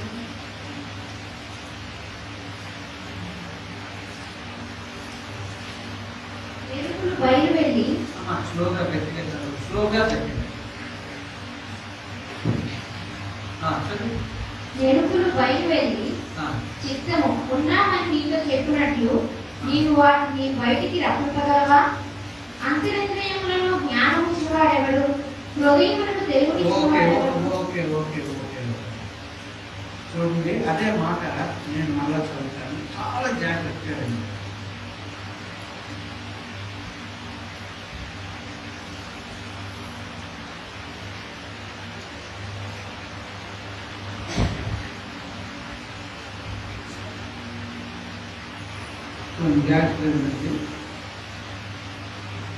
నిర్మానుష్య ప్రదేశం మీదను జనులు లేని ఎడారిలోను అదేనా 35 మెరుపులు బయలు వెళ్ళి చిత్తము ఉన్నామని నీతో చెప్పునట్లు నీవు వాటిని బయటకు రప్పింపగలవా? ఈ మాట పట్టుకున్నట్ట సైంటిస్ట్. మీరు బాగా చదువుతున్న పిల్లలు వాక్యాలు చదువుతూ ఉన్నప్పుడు ఇలాంటి మాటలు వచ్చినప్పుడు అతను కూడా ఈ వాక్యం చదువుతూ తల్లి ప్రార్థించింది, తను కూడా ప్రార్థనా పరుడు, దేవుడు మంచి జ్ఞానం ఇచ్చాడు.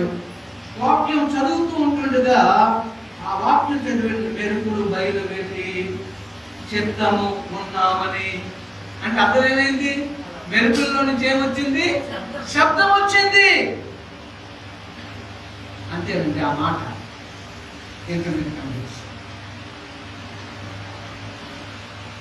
లోకములకు వెలుగై ఉన్నాడంటే ప్రభు.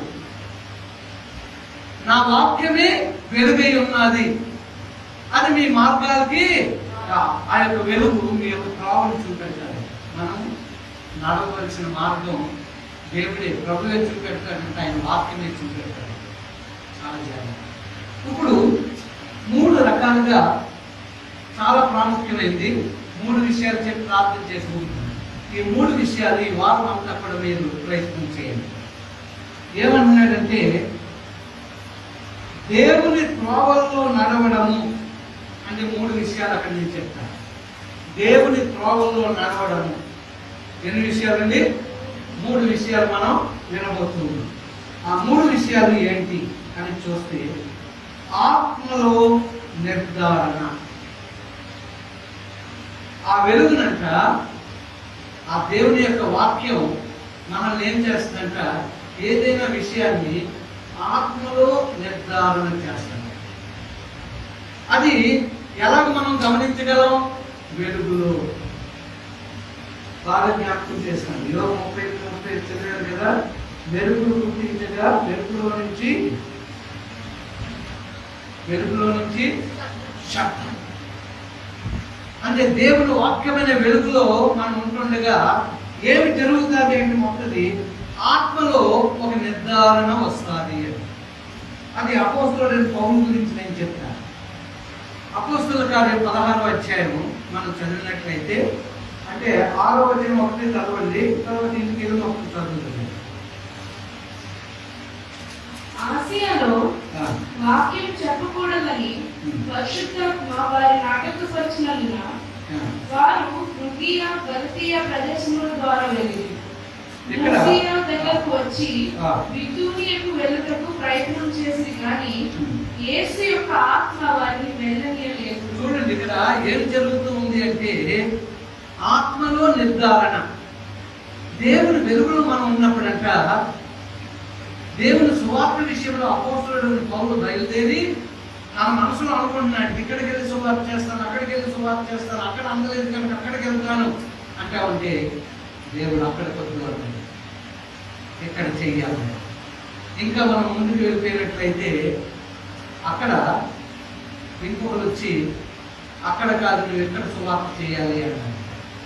అంటే అప్పుడు ఆత్మలో నిర్ధారణ చేసుకుంటూ దేవుని సువార్త చేసిన రీతిగా మనం అపోస్తలుడైన పౌలు గురించి చూస్తున్నాం. అప్పుడేం జరిగింది? ఎక్కడికో వెళ్ళి సువార్త చేయాలనుకున్నాడు, కానీ దేవుడు అన్నాడంట అక్కడ కాదు ఇక్కడికి వెళ్ళాడు. అప్పుడు ఆయన ఆ యొక్క నది ఒడ్డున మాట్లాడుతూ ఉంటే అనేక మంది స్త్రీలు వచ్చేస్తూ ఉన్నారు. అక్కడ ఏం జరిగింది? ఎవరు వచ్చారు? లూదియా రావడం, కుటుంబం రక్షణ పొందడం. మళ్ళీ అదే అధ్యాయంలో వీరిని బంధించి జైల్లో పడేయడం, జైలు నాయకుల కుటుంబం రక్షణ.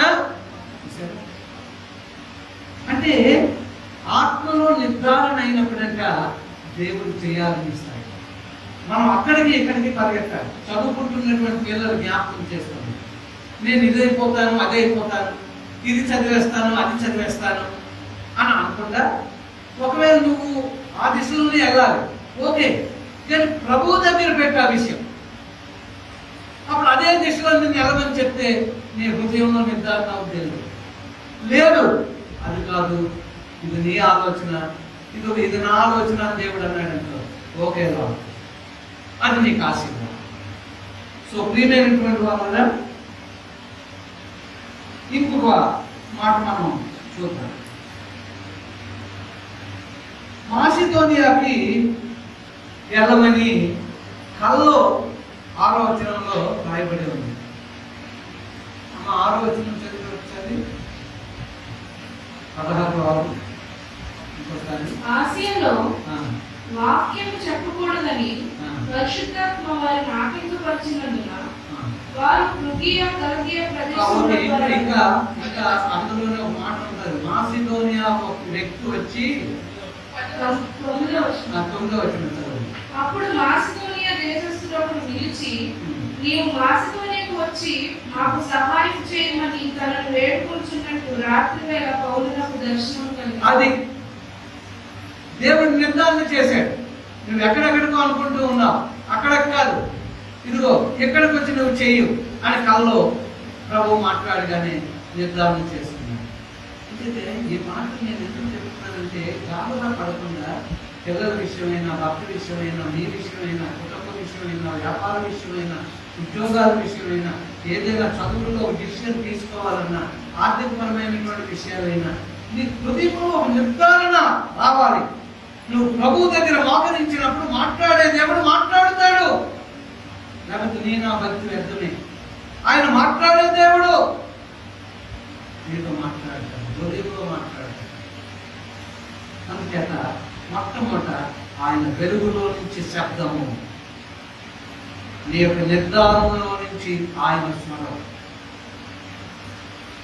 అది స్థిరంగా ఉంటుంది. రెండో విషయం చూసేద్దాం. లేఖనాల ప్రకారము, లేఖనాల ద్వారా మనలో స్థిరం కావాలి. చూడండి, యెషయా గ్రంథం 8వ అధ్యాయం 20వ వచనం ఒకసారి. ధర్మశాస్త్రమును ప్రమాణ వాక్యమును విచారించుడి. ఈ వాక్య ప్రకారం వారు బోధించని ఎడల వారికి అరుణోదయం కలుగదు. ఇక్కడ మనం చూస్తూ ఉన్నప్పుడు వాక్య ప్రకారము బోధించకపోతే, బోధ తీసుకోకపోతే అరుణోదయము కలగదు. అంటే లేఖనాల ప్రకారంతో దేవుడు మనతో మాట్లాడతాడు. ఇంకో మాట కూడా చూసుకుంటే నీకు అర్థమవుతుంది. కీర్తనలు 18:30.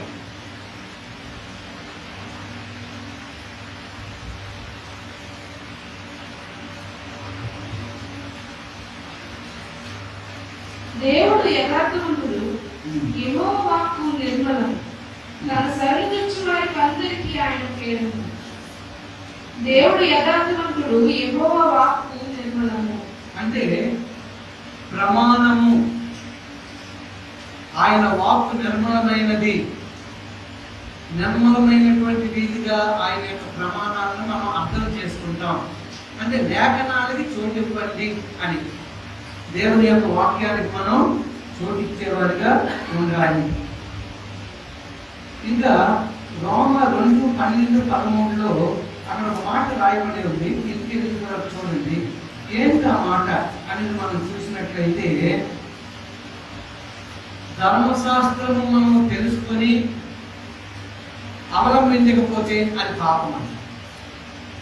ధర్మశాస్త్రం తెలుసుకుని దాని ప్రకారము జీవిస్తే దీననండి అంటే అక్కడ తీర్పు గురించి మాట్లాడారు. రోమ 2వ అధ్యాయంలో చాలా విషయాలు చెప్పబడ్డాయి.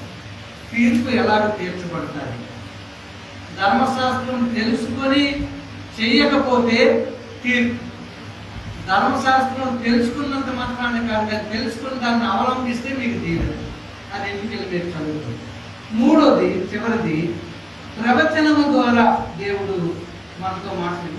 ఈ యొక్క సంవత్సరం ప్రవచనాల ద్వారా దేవుడు మాట్లాడుతున్నాడు. అనేక మంది ప్రవక్తలు ప్రపంచ దేశాల నుంచి, తప్పుడు చెప్పే ప్రవక్తలు ఉన్నారు, మంచి చెప్పే ప్రవక్తలు ఉన్నారు. నేను రోజు చూస్తూ ఉన్నాను, తప్పుడు బోధలు కలిగిన ప్రవక్తలు, మంచి ప్రవక్తల ద్వారా మాట్లాడుతూ ఉన్నాయి. నిజమైన ప్రవక్తల ద్వారా మాటలు అది ఆశీర్వాదదాయకం. ఈ యొక్క తప్పుడు ప్రవచనాలు చెప్పిన వారి ద్వారా వారు అస్థిరులైపోయి లేఖనాన్ని ఇంకొక రీతిగా అపార్థం చేసుకుంటున్నారు. అందుచేత ఇక్కడ మనం చూస్తూ ఉన్నప్పుడు అపోస్తలుల కార్యం 20వ అధ్యాయం 22-23 వచనాలు చూద్దాం. ఇదిగో నేను ఇప్పుడు ఆత్మయందు బంధింపబడిన వాడనే చూడండి, ఇప్పుడు నేను ఆత్మయందు బంధింపబడిన వాడనై యెరూషలేముకు వెళ్తున్నాను. అక్కడ నాకు ఏమీ సంభవించినా తెలియదు కానీ అంటే ఇక్కడ ప్రవచనం చెప్తూ ఉన్నాడు, యెరూషలేముకు నేను వెళ్ళబోతూ ఉన్నాను, నన్ను వారు ఇబ్బందులు పెడతారు, ఇక్కడిలోకి వెళ్ళిపోతాను, మళ్ళా మిమ్మల్ని చూడగలుగుతానో చూడలేనో నాకు తెలియదు, అప్పుడు వాళ్ళందరూ ఏడుస్తూ ఉన్నారు అని దేవుడు ప్రవచనం ద్వారా మాట్లాడుతూ ఉన్నాడు. ఇప్పుడు 21వ అధ్యాయం 10వ వచనం, మేము అనేక దినములు అక్కడ ఉండగా అగబు అనే ఒక ప్రవక్త యూదయ నుండి అంతే చాలు. ఇక్కడ కూడా మరి అగబు అనే ప్రవక్త అక్కడికి వచ్చి పౌలు యొక్క నడికట్టును తీసుకొని తన కాలు చేతులు కట్టేసుకొని, పౌలా నీవు యెరూషలేముకి వెళ్ళబోతూ ఉన్నావు, నువ్వు ఇలా బంధింపబడతావు, శ్రమల పాలైపోతావు అని అగబు ప్రవక్త ప్రవచించాడు. పౌలుకు కూడా ప్రవచనం వచ్చింది, అగబు కూడా ప్రవచనం చెప్పాడు, ఇది ఇలా జరుగుతుంది నీ పట్ల. అంటే ఈ కాలంలో దేవుడు ప్రవచనాల ద్వారా కూడా మాట్లాడతాడు. చివరి ప్రవచనం మనం ఇర్మియా గ్రంథం 6వ అధ్యాయం 16వ వచనం ఒకసారి చదివి మనం ముగించుకుందాం.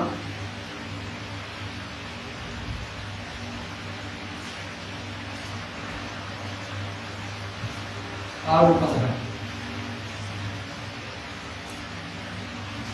యెహోవా ఇలా సెలవిస్తున్నాడు, మార్గములలో నిలిచి చూడుడి, పురాతన మార్గములను గురించి విచారించుడి, మేలు కలుగు మార్గం ఏది అని అడిగి అందులో నడుచుకోండి, అప్పుడు మీకు నెమ్మది కలుగును.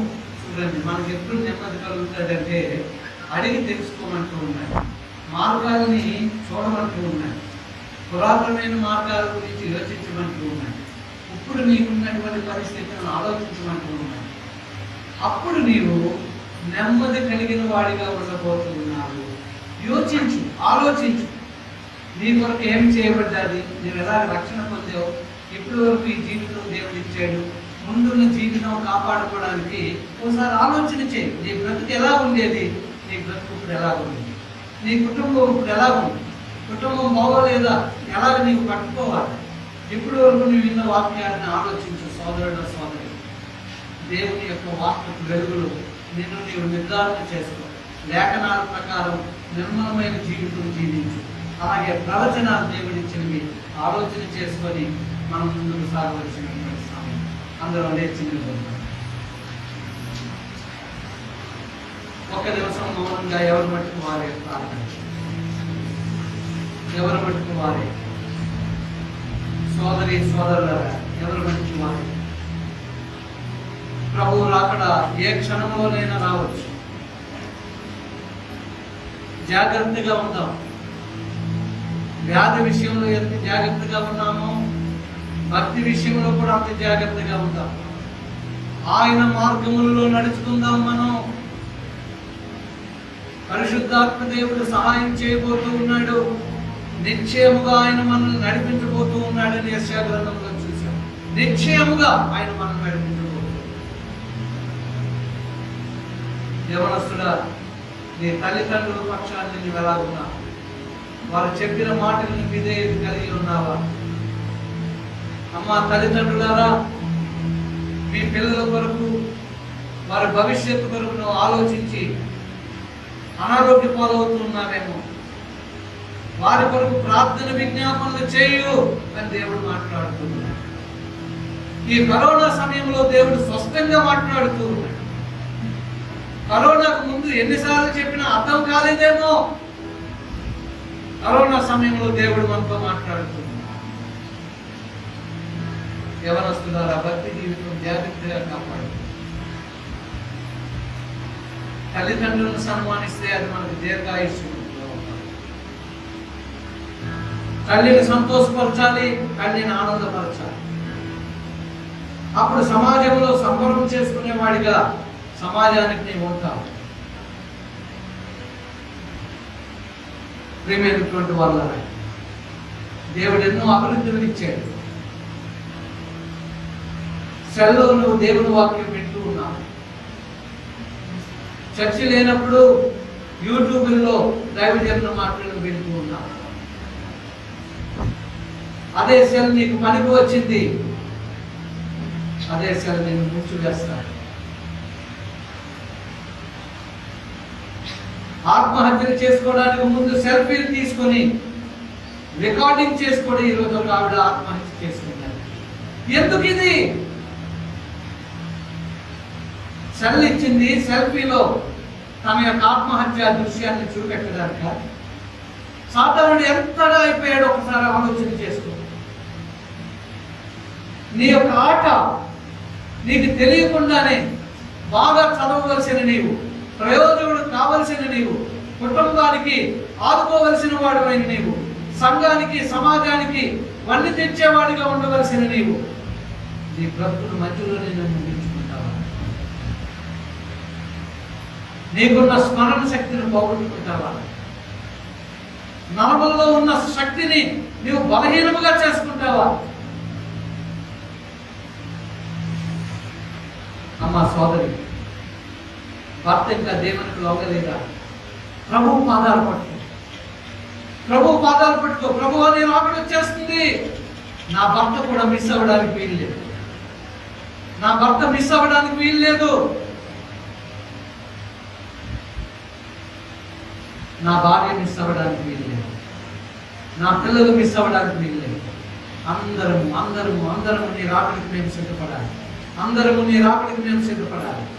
అందరూ ప్రార్థిస్తున్నారు, ప్రభువా ప్రతి ఒక్కరి మీద నీకు అభిషేక ఆత్మను చేయ, శిరస్సు నుంచి పాదం వరకు అయిన ప్రతి నరము నీ యొక్క అభిషేకంతో నింపబడాలి, నీ శక్తితో నింపబడాలి, నీ వెలుగుతో నింపబడాలి, నీ నిర్ధారణతో ప్రభువా నింపబడాలి. నిర్మలమైన నీ లేఖనములో వారు స్థిరపరచబడాలి. నీ యొక్క ప్రవచనాలను వారు గుర్తించిన వారై, లోబడిన వారై, నీకు లోబడిన ఆయన వారు నీ చిత్తాన్ని నెరవేర్చేవారుగా ఉండాలి. కుటుంబాల చుట్టూ కంచి వేయండి, గృహాల చుట్టూ నీ కంచి వేయండి. వెళ్తూ ఉన్నప్పుడు వస్తూ ఉన్నప్పుడు నీ కంచి వేయండి. స్కూటర్ల మీద వెళ్తున్నప్పుడు, ఆటోల మీద వెళ్తూ ఉన్నప్పుడు, బస్సుల మీద వెళ్తూ ఉన్నప్పుడు నాయన ఇదిగో నాకన్నా అన్ని విధాల యొక్క ప్రయాణాల్లో నీ కాపుదల ఉంచండి. మార్కెట్లో ప్రభావ నీ కాపుదల ఉంచండి, రోడ్డు ప్రయాణాల్లో నీ యొక్క కాపుదల ఉంచండి, మా పిల్లల చుట్టూ నీ కాపుదల ఉంచండి. చెడ్డ ఆలోచనలు లేకుండా ఆత్మదేవుడా మా పిల్లలు నూతనమైన ఆలోచనలు పడి నీ పాటలు పాడుకుంటూ, నీ వాక్యం ధ్యానిస్తూ, వాక్యంలో ఉన్నటువంటి విషయాలను తెలుసుకుని హృదయం ఒప్పుకొచ్చుండగా నాయన వారి హృదయంలో నుంచి పరిశుద్ధాత్మ ఆ యొక్క నాయన నీరు ప్రభు భూమికి పొంగి పొరలేలాగా అటువంటి అనుభవాన్ని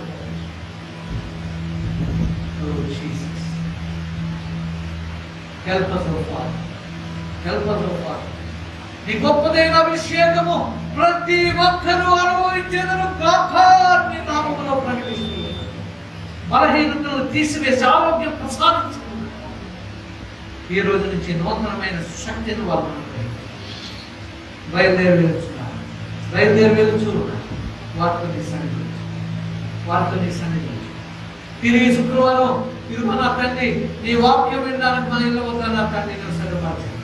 మగవారందరూ కూడా నాయన ఇదిగో 7:30 గంటలకు నా తండ్రి వారు వాక్యం వినడానికి